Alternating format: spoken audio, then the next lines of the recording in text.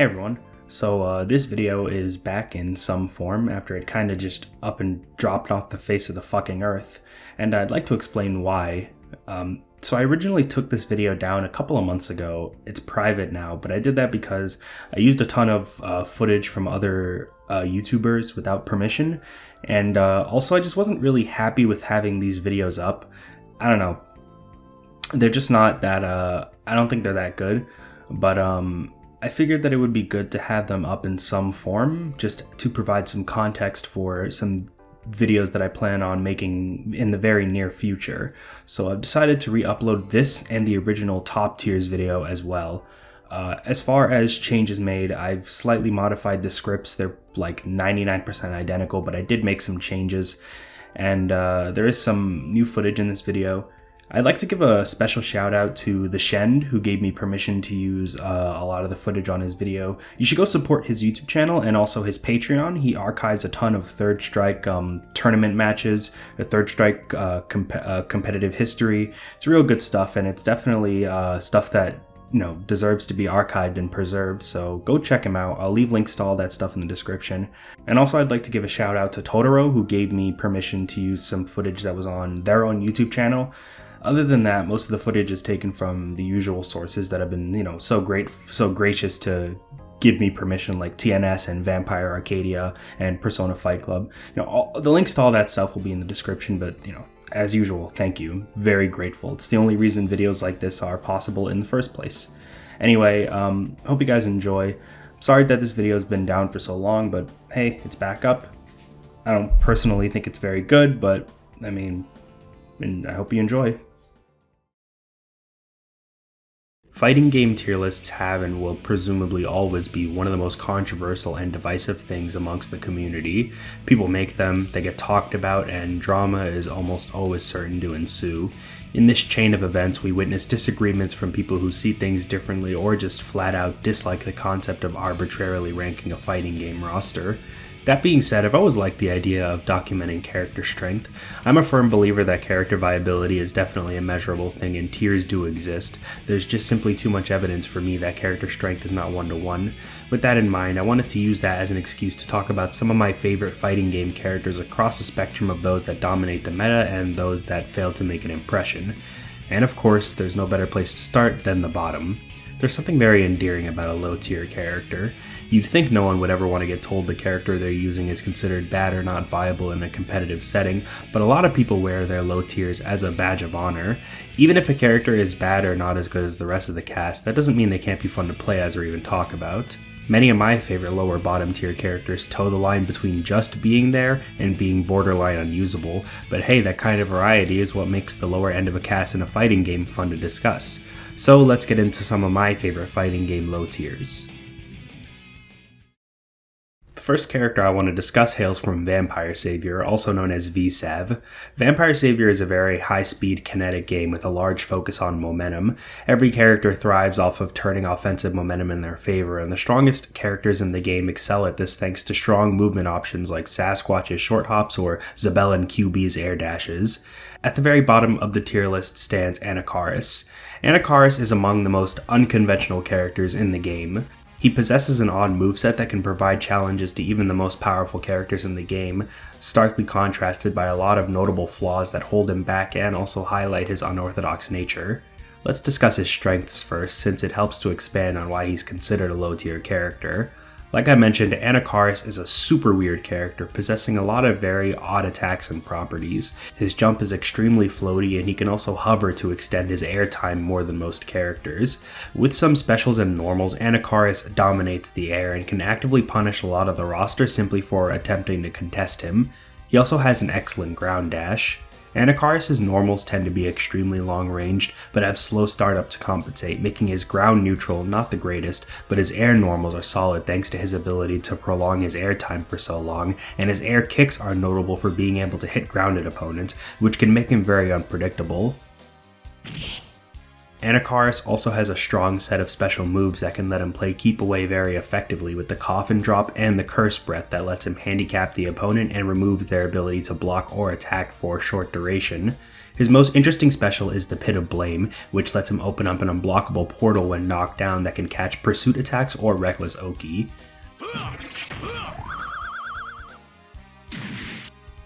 Among some of Anakaris' more quirky features is his backdash, which takes him from corner to corner, allowing him to potentially escape pressure, but his most pivotal moves are his pyramid dives. These are command normals that let him create strong high-low mix-ups that he can very easily set up after an air-to-air, something he's extremely good at.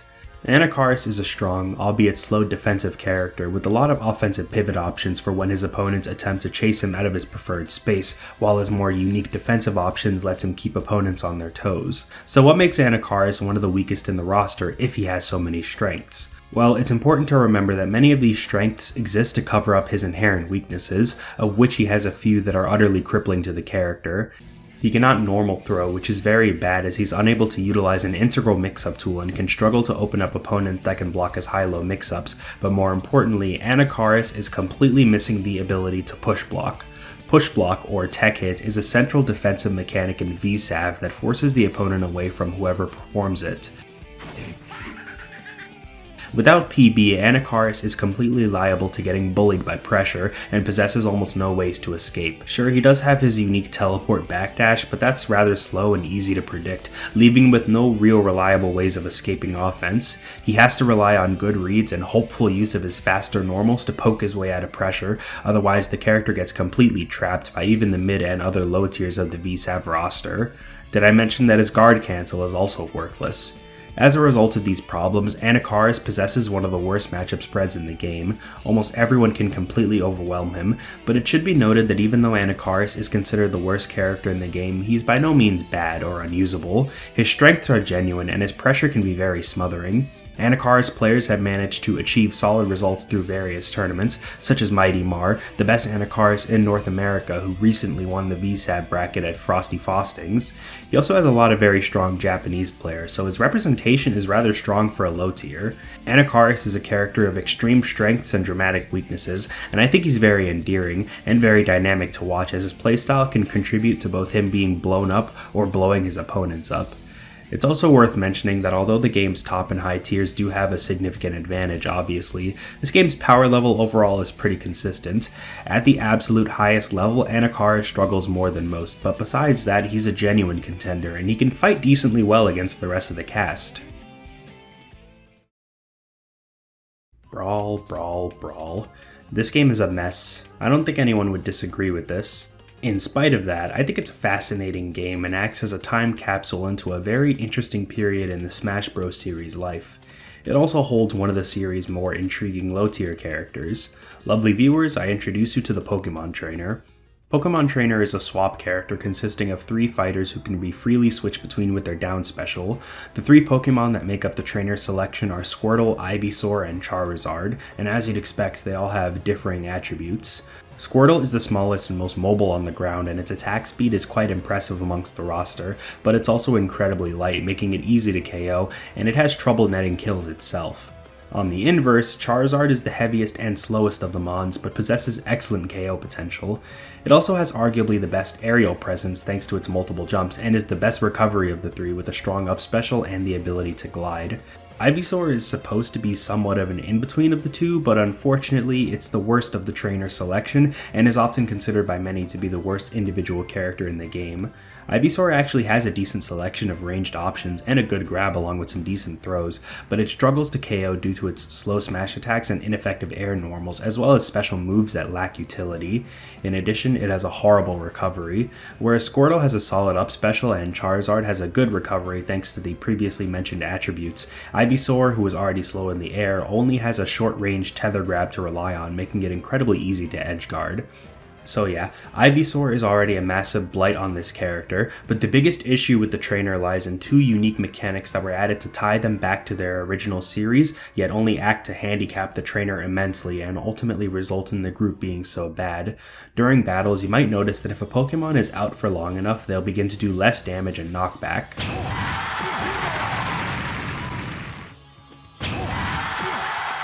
In addition, they'll also start to look withered and fatigued. This is because of the stamina mechanic. Each Pokemon trainer Pokemon starts with 100 stamina, and it slowly drops as the match goes on. Once the Pokemon's stamina drops to 40 or below, they'll begin to deal significantly less damage. Besides getting KO'd, the only way to restore stamina is to switch out the Pokemon and keep them on standby. Now, to be fair, the stamina mechanic was clearly included to fix an issue that the devs likely had with Zelda and Sheik, two characters who debuted in Melee and could also be swapped between freely, which was the very unbalanced ratio of usage. Sheik, especially at high levels of play, was the far more common character, as she was considered much stronger, with some considering her the best character in the game, while Zelda's perception was very much the opposite, with many considering her a low tier. The stamina mechanic was an attempt to address this with the trainer by forcing players to constantly swap between Squirtle, Ivysaur, and Charizard, and thus create an equal amount of playtime.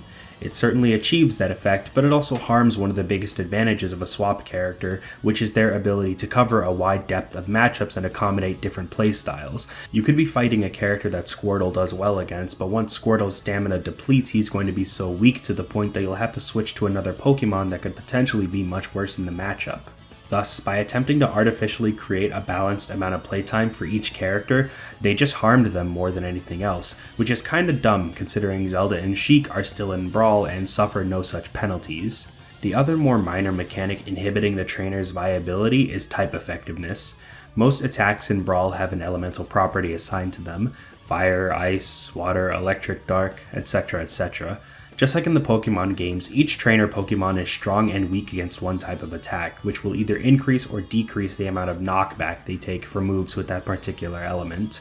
Squirtle is the biggest benefactor of this system, as he's weak to grass attacks, which are non-existent on the roster aside from its partner Ivysaur, and strong against fire attacks, which are actually pretty common amongst the Brawl roster. In fact, Olimar, Snake, Fox, Falco, Rob, Mr. Game & Watch, and Toon Link are all characters that are considered high or top tier and have access to fire element attacks, giving Squirtle a decent advantage against a good portion of the pretty common tournament characters. Ivysaur, as you'd expect, suffers the hardest from it because he's weak to fire, meaning all the characters I mentioned that Squirtle was strong against, Ivysaur is weak against them, which skews many of the already horrible matchups it has even further against it, while its advantage against water moves is negligible as most water attacks belong to only one character, Squirtle. Charizard is weak against water and strong against grass, so it doesn't really majorly benefit or suffer from type effectiveness. In case you're wondering about the Pokemon's individual viability as a whole, Squirtle is the best of the three and is seen as a pretty solid character overall. Ivysaur, as I mentioned, is the worst of the three, and Charizard is somewhere in the middle. However, as a unit, they are severely weighed down by the stamina and type effectiveness that cripples their usability and forces them into a game of constant hot potato between three characters that completely defeats the purpose of their design. Their results were almost entirely carried by a North American Wario player known as Reflex, who used them as a secondary to decent effect, but most people still consider the Pokemon trainer to be a pretty miserable character in Brawl. After Ivysaur and Squirtle were dropped and Charizard became an individual character for Smash 4, the trainer returned with all three swappable Pokemon in Smash Ultimate, and with no stamina mechanic in sight, they can finally be played to their strengths. Combined with major buffs to all three characters, especially Ivysaur, they have made a total 180 and are considered very strong in Ultimate and have plenty of results to show for it. I've always been of the opinion that Third Strike's meta is easily one of the most interesting to come from a Street Fighter game. In spite of how many iconic SF characters the roster is missing, I think that many of the Street Fighter 3 series' more unique characters gives it a lot of very fun to watch gimmicks and matchups. Your pick for Third Strike low tiers isn't exactly sparse. You've got Remy, who is a fireball character in a game where fireballs just aren't that good, 12, who is a low damage mess of a character, and Sean, who is a Shoto but terrible. However, I think that the most interesting character of this spectrum is Q. Q's design immediately makes him stand out, with his tall size, his coat, and the metal mask covering his face. Q is the embodiment of the moving fortress archetype, only without the moving part. He is fucking slow. His movement speed is among the worst in the roster, and his moveset is racked with terrible frame data. He also has a large amount of unsafe special moves and normals, meaning that he has to be played very deliberately. Of course, Q offsets this by being particularly powerful and boasting impressive damage. With just a few hits, Q can chop through life bars on even the most durable members of the cast, but even though Q packs a punch, his inherent flaws make it very difficult for him to utilize this good damage. Q lacks in special cancelable buttons, so he has to take a lot of risks in order to land big hits, and his tall hurtbox makes him liable to pressure that other characters just don't have to hold.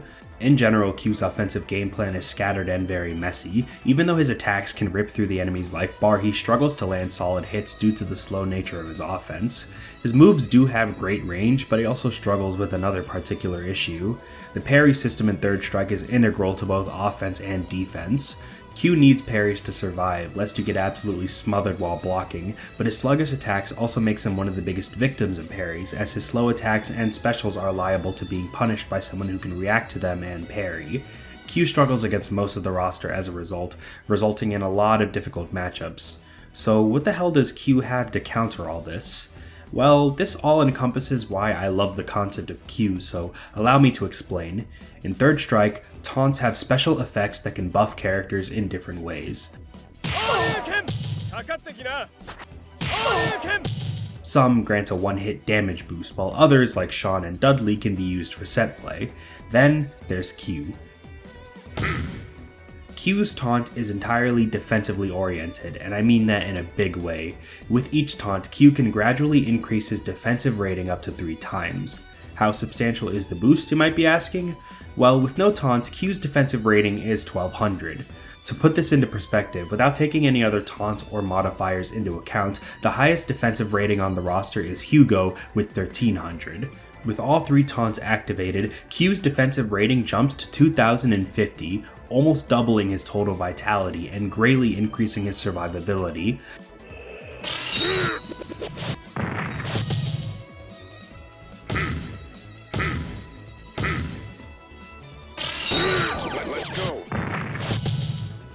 With 3 taunts, Q can take advantage of his highly damaging stray hits to create large HP deficits that can be very difficult for some characters to come back from. This taunt forms the primary goal of Q's game plan. He has to land this thing 3 times. Q's taunt isn't the slowest thing in the world, but he does need his space to set it up, so capitalizing on hits with a taunt is incredibly important. Besides his normals, Q also has a very good command throw that gives him an opportunity to taunt, and he can extend the range of it by performing a Kara cancel. Once he's loaded up on taunts and has his monumental defense increase, he genuinely becomes a frustrating character to fight, but if not given that opportunity, he struggles a lot. This is especially evident in some of Q's worst matchups. Some characters just completely shut him down, the most notable of which is Makoto. Makoto is a very strong character whose playstyle revolves entirely around getting in the opponent's face, and it's not exactly easy to get her out. Q's struggles are especially evident in this matchup. Between Makoto's insanely fast dash and incredibly good pressure and mix, finding the chance to taunt in this matchup is incredibly difficult for Q. Of course, it's not completely inconceivable for Q to win or find taunt chances, and this was proven as such in the first to 10 between Kuroda and Tominaga, who is one of the best Makoto players in the world. In spite of the incredibly hard matchup, Kuroda's Q managed to put up an incredibly good fight and demonstrated many taunt opportunities in the matchup.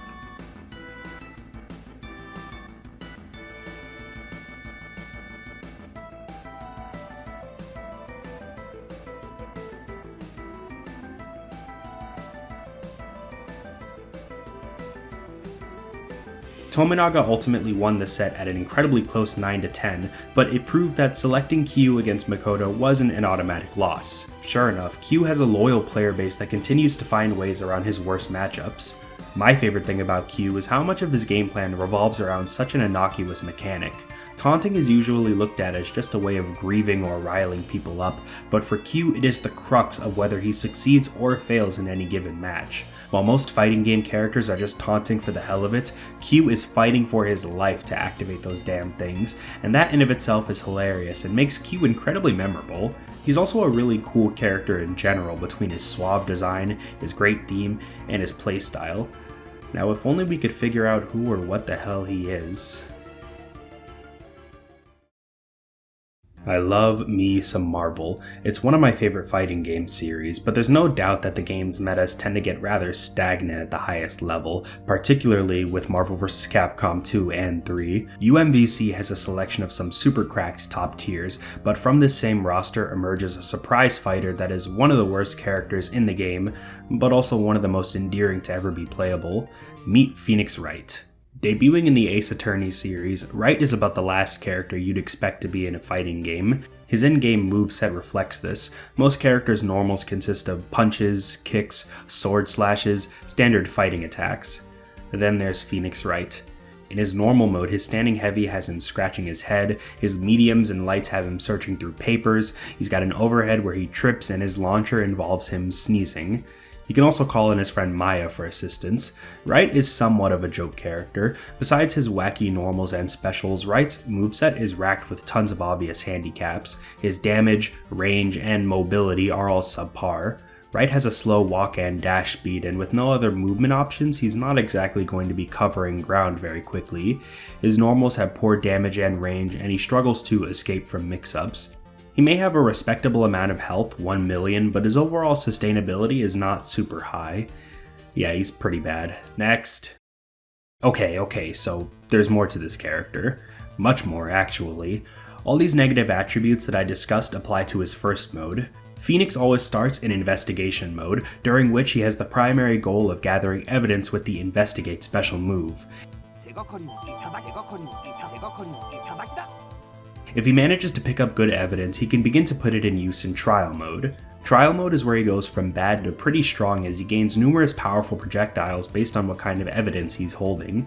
Now, if he picks up bad evidence, he may end up leaving himself vulnerable, but with good evidence, his zoning becomes downright oppressive. Try homing lasers, lingering bombs, and beams that can allow him to create massive walls of projectiles for the opponent to deal with.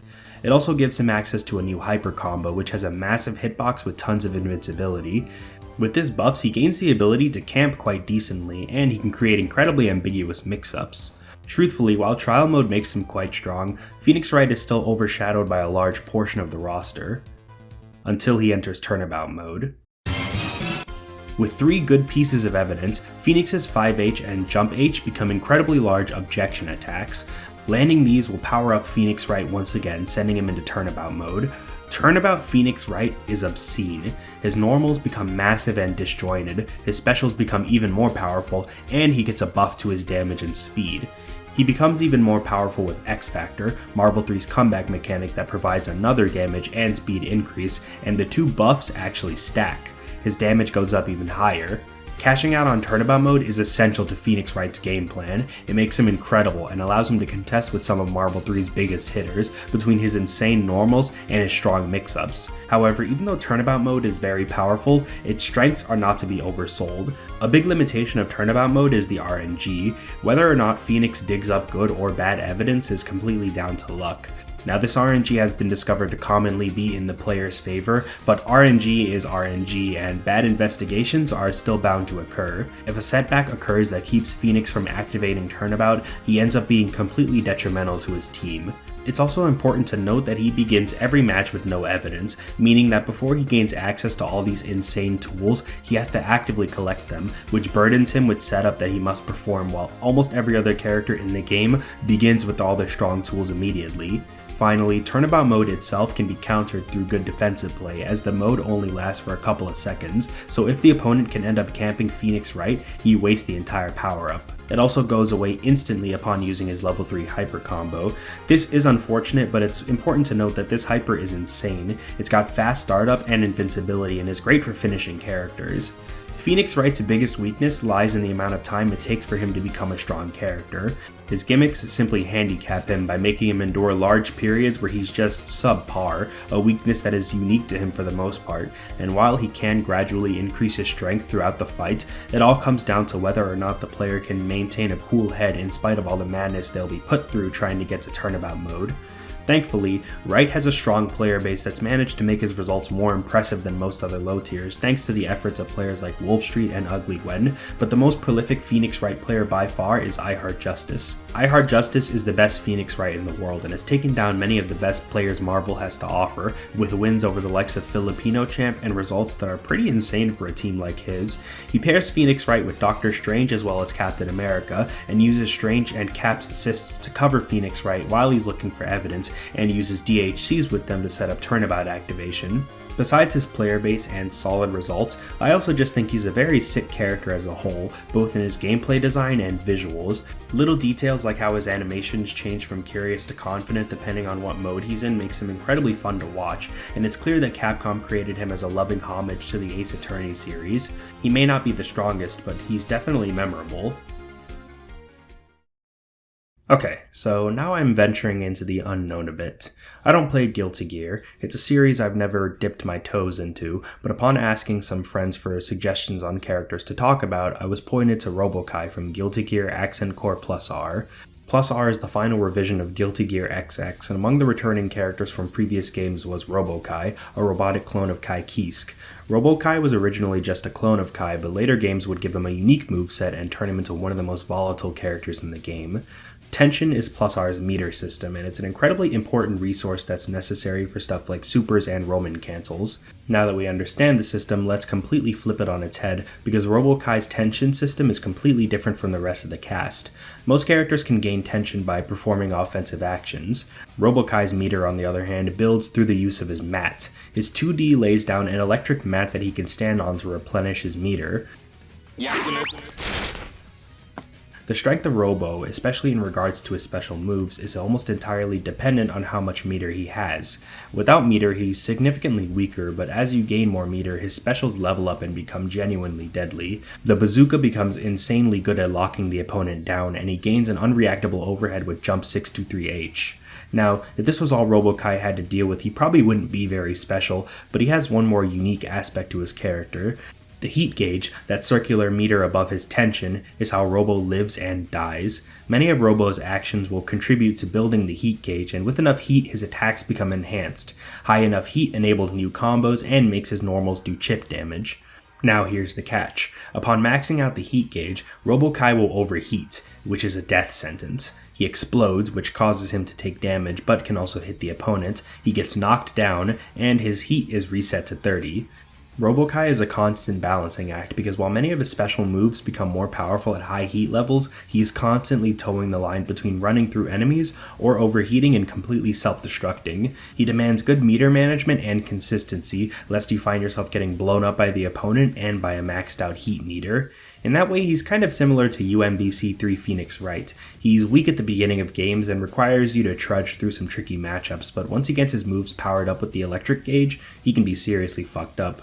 This section is rather brief because, as I mentioned, I've never played this game, but I do have an appreciation for this character and just how ridiculous he is in an already silly game. Also, he indisputably has the best theme in the Guilty Gear series. The final character I wanted to talk about is from Persona 4 Arena Ultimax, one of the most underrated fighting games of all time. Although it didn't get to make its glorious return last year when it was re-released with rollback, it's still a really cool game with a roster of insanely diverse characters, many of whom have shadow variations that can change up their game plan. Among the different characters that occupy the lower parts of the tier list, the most interesting one in my opinion is none other than the mighty strikeout slugger himself, Junpei Iori. Junpei is kind of an unorthodox character, not because he requires tons of technical skill or anything, but because he requires you to know the ins and outs of baseball. The main story of Persona 4 Arena involves him becoming a Little League baseball coach, and his playstyle in the game is a reflection of this, but beyond the various baseball thematic of some of his attacks, his entire playstyle is centered around the mechanics of baseball to become a seriously powerful rushdown machine. The funny looking meter in the bottom corner has a lot of different parts that need to be or need to avoid being filled out, so I'll try my best to explain it in the simplest way possible. Junpei can activate a super called Victory Cry after getting at least 10 runs. Runs can be obtained by cashing in bases. Once Junpei has 3 bases and lands an attack using his bat, he gets a run. Bases can be obtained by landing bat attacks, but you can also fill out the meter with balls. context, a ball is awarded whenever Junpei's bat attacks get blocked, or if his bat attacks hit personas or clash with other normals. Every fourth ball will award 1 base. Junpei can also obtain runs through landing home runs by hitting with his supers at certain ranges. However, Junpei can also get penalized if he messes up during a game. Whiffing bat attacks will give Junpei strikes, and 3 strikes, you're out. Outs are also given for taking damage or getting thrown. If he gets 3 outs, all of his progress is reset aside from his runs. Junpei gets punished hard for any mistakes made, either getting hit or whiffing his attacks, but once you've got those 10 runs and activate Victory Cry, things really start to look up for Junpei as he's very strong in Victory Cry. For one, it's permanent once activated, so you don't have to worry about losing it. Say you lost the round after getting Victory Cry, you'll keep it when the next one starts. Victory Cry gives him HP and meter regeneration and access to new combo routes thanks to the clean hit mechanic. While in Victory Cry, hitting with Junpei's bat attacks with specific spacing will cause them to clean hits. With a clean hit, Junpei gets more damage and much more combo options thanks to the increased hit stun on his bat attacks, as well as new and enhanced properties on certain specials when they clean hit.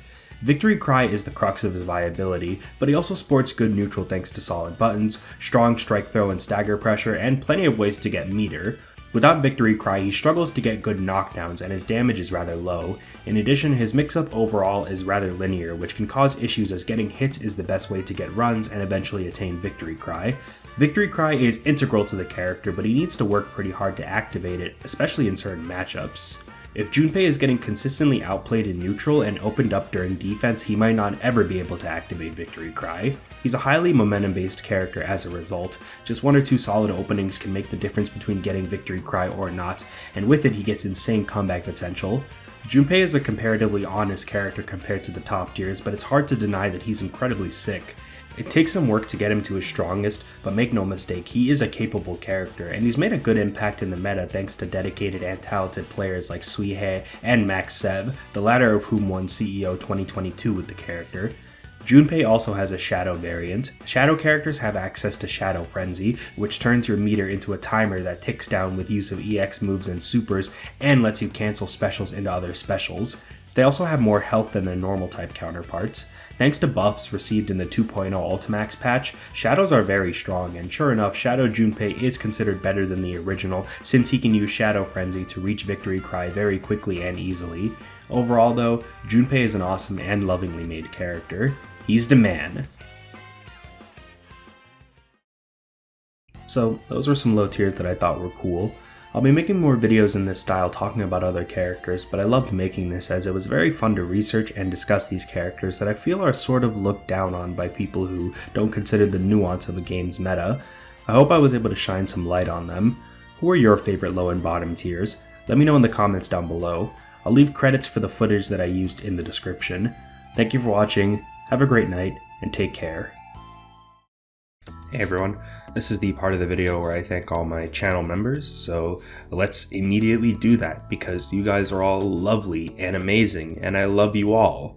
Thank you to Old Man Han, Cammy the Killer, Jazba, Mortis, Arg Seals, Wormy, Perfect Orange, Happy the Hap Hap, Gundog92, Loose Chujin, Raymond ZX200, Nick Toyo, Basewire, Power Level Asian, Kira the Stowaway, Sonic Frontiers is a good game, Isaac the Collector, and Chandarin. Thank you all so much for the support, it really does mean a lot. I'm sorry that this video has been gone for so long, but it's back. Again, I'm just not really happy with how this video turned out overall, and I kind of feel like having to redo it, in a sense, sort of strengthened my feelings on that, because, I don't know man, there's just so many things I could have done better with talking about these particular characters. I should mention that I do have plans to revisit some of them in future videos in much more detail, and I've already done videos on some of the characters here, like Junpei is the obvious one. In fact, I kind of, to be honest, forgot I talked about Junpei in this original video when I was planning to redo it and re-upload it, so that's kind of awkward, but you know, I guess it just demonstrates maybe I've gotten a little better at this, I don't know. But anyway, top tiers video is going to be going up in a couple of weeks maybe. I'll see how quickly I can try to get that done. Sorry that this took so long, but it's been a bit of a busy week for me, well, with the holidays coming up. so tried my best to get it done in as timely a manner as possible, and I'm sorry for the wait, but I hope you all enjoyed. And like I said, I will have a new best top tiers and best low tiers video up. Probably gonna start working on those later in the month. I will shoot for a January release for the first one. We'll see. But anyway, again, thank you all so much for watching the video. Thank you for supporting the channel. I love you all. Have a great night. Take care.